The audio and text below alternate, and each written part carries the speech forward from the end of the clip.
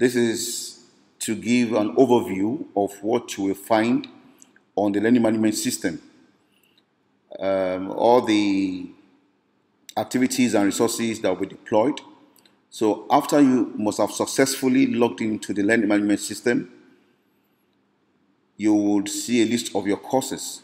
So this is an hypothetical course, and all you need to do to get into the course is to click on this link. Click to enter this course.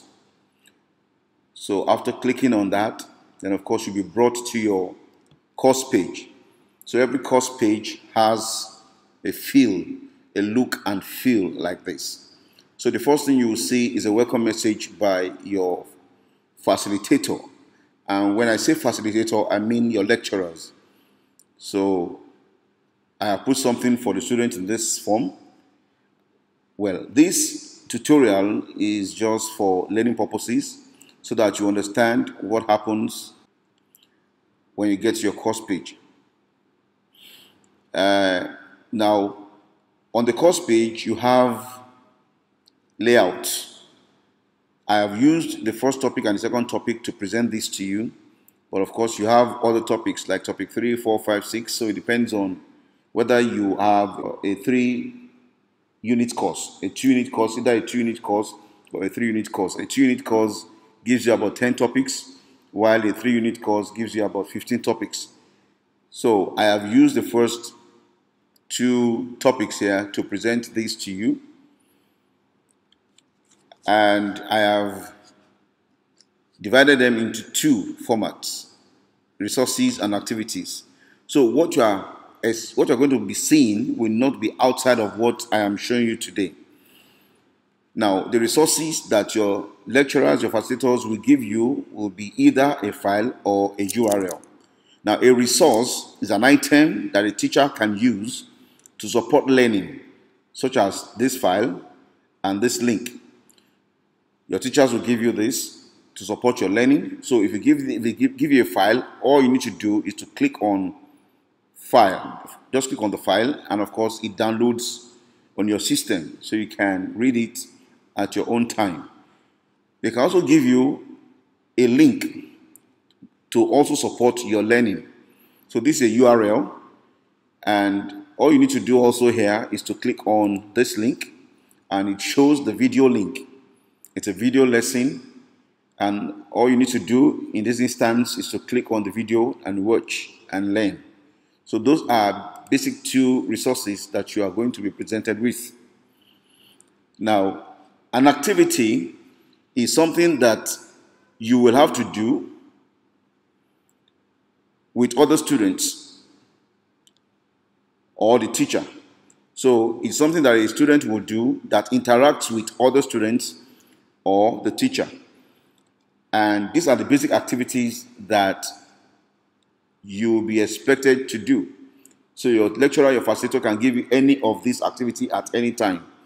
So you have assignment is an activity, a chat is also an activity, a forum is an activity, and a quiz is also an activity. And of course, you can use any of these for your assessment. Now, when they give you an assignment, it's either the assignment will require you to type in directly. And if you're going to type in directly, then of course it flows with what is called online text. So you have to supply the text online. I'm going to show you that. Another way around, they will give you another assignment that you may need to do it in Microsoft Word and then upload the file for submission. That's why it's called file submission. So I presented 2 cases here of the type of assignment that you can be given. So let's look at the first case, which is online text, that you have to enter your text. To answer this assignment, all you need to do is just click on this link, assignment 1. And you're going to find the submission status. There's no attempt because you are yet to answer this question, and it has not been graded. And this is the due date and the time remaining. Now, to answer this question, now all you need to do is click on Add Submission.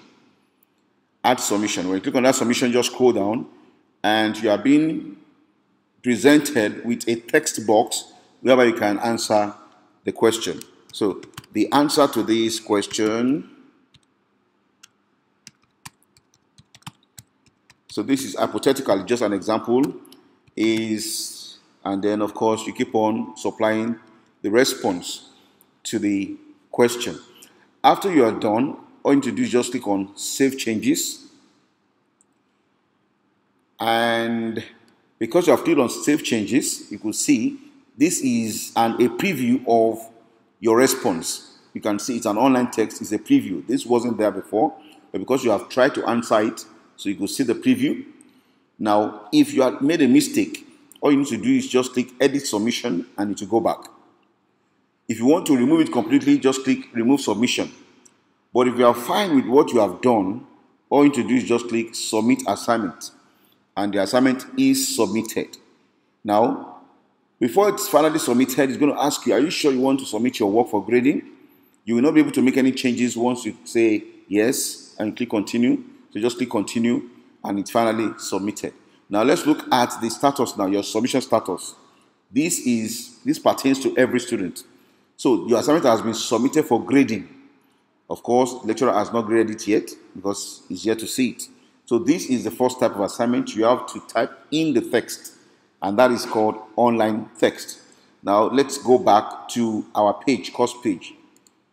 Now I'm going to explain the second type of assignment, which will require you to upload a material, upload a file. So that is the file submission type. So you can also be given this type. So if you need to answer this, just click on the link, assignment link. Of course, before we go on, I would like to show you that every activity has an icon. So this icon represents assignment. You can see it's the same type of icon. This icon represents chat. This icon represents forum.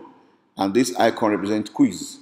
Now to answer the second type of assignment, all you need to do is just click on the link and it takes you straight to where you need to add submission.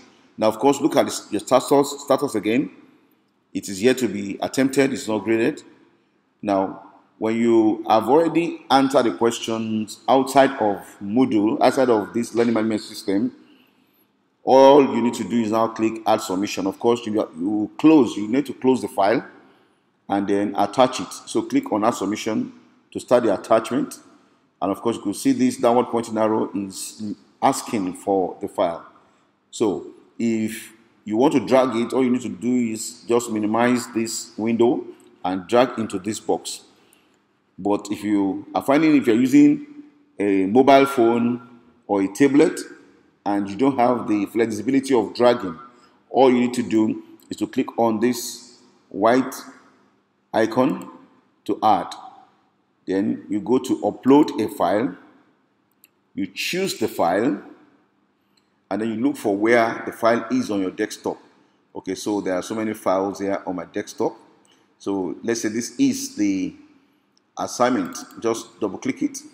So you can see final upskilling and upload this file. So you could see the Microsoft Word file. So this contains my assignment. So this is the second type. Once you're done, click on Save Changes. And you could see that your assignment is about being submitted for grading. But of course, you can still make an adjustment. You could edit submission or you could remove submission. But of course, it has been submitted for grading. So these are the two types of assignments that you can be given. Okay? Now, let's go back to the other activity. Aside from the assignment, your lecturer, your facilitator could also deploy a chat activity for you. So, just like normal chatting, it could be between you and between the facilitator and all the students. Let's chat based on what I have taught in the previous class. Are there any area of concern? Are there any area or any topic or any section you don't understand? Let's chat about it. So if he has deployed a chat for you, all you need to do is that you click on chat. Now, chat is meant to be synchronous. It's meant to be online. So you have to be online to have this chat interaction with your facilitator. But if you are not online at that instance, you can still get the offline messages. So All you need to do is to click on the chat, and you could see it says click here to enter the chat now. So just click to enter the chat now, and you could see the interface for the chat. This is the interface for the chat. This is only the student that's in the class. So all other students that are joined, they will be lined up here. And of course, you could type here. You and your lecturers could type here. You could say, okay, hello, sir. I'm in the class now. I'm in the class. So if you click send, you could see your chat here. So the lecturers could ask you, can anybody just point out any area of difficulty? You click send. So there is going to be interaction between the lecturer and the teacher. So this is the chat module on the learning management system.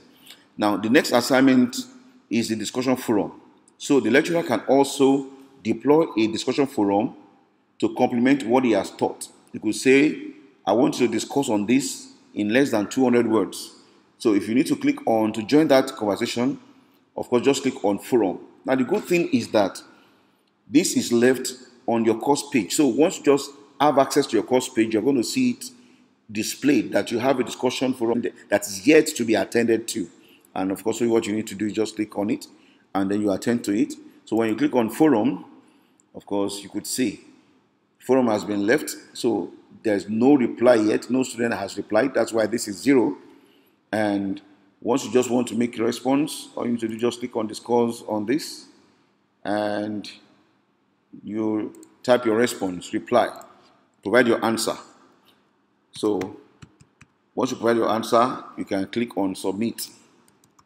Now the good thing is that if the right type of forum is selected, if the lecturer selects question and answer forum, then of course you won't be able to see other students' reply until you have submitted your own. And so this is discussion forum, and we can go back to the course page now, and so that I can show you more of the activities.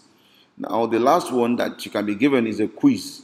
So apart from getting an assignment which is word-based, you can also be given a quiz. So once you click on the quiz link, it tells you that the attempt allowed is 1.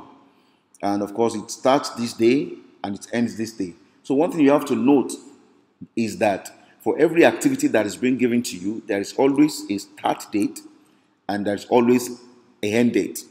So the date at which it starts and the day at which it ends. So once you're ready to attempt this quiz, all you need to do is just click on attempt quiz now. And it also tells you that the time limit is 10. So are you sure you really want to start now? If you're really sure you want to start, click on start attempt. And of course, it brings you the question. So here, for example purposes, I have just put 3 questions and for about 10 minutes. So there's a countdown. So as you're about to attempt your quiz, there's a countdown. So this is counting down. And these are the questions, just 3 questions. So the current Vice President of Nigeria is. So you have to choose out of this. So I think I'm right. Click next. And who is the current President of Nigeria? Current President of Nigeria is Buhari. So you can click on the right answer and click on next page. And it says the Vice Chancellor of the University of Lagos is Professor. So apart from a multiple choice questions, you can also have true or false question, matching questions, matching type questions. You can have, there are variants of choices. So here is a true or false answer. This is a statement. Now, is it true or is it false? The Vice Chancellor of the University of Lagos is Professor Tunyi Ogundipe, and the answer is true. Just click on true and you move on. So finish attempt because you have just 3 questions, and now it's telling you that out of the 3, you have answered all the 3. Peradventure, you left one, it's going to tell you that this is not answered yet, and of course you can return back to it. So you can return back to the attempt, and if you are sure that you have done well, just click submit all and finish. Submit all and finish. This is a confirmation, and once that is done, of course, that has been submitted.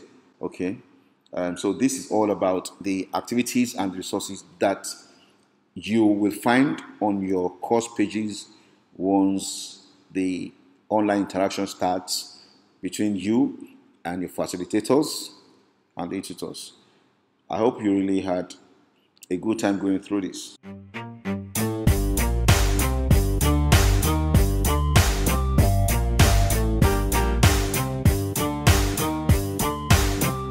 So we're back again. And I'd like to give the basic information on Student Portal to all fresh students. Now, after you must have logged in with your username, which is your matriculation number, and your password, you will be presented with this interface. So I'm given a view of the Student Portal upon first login.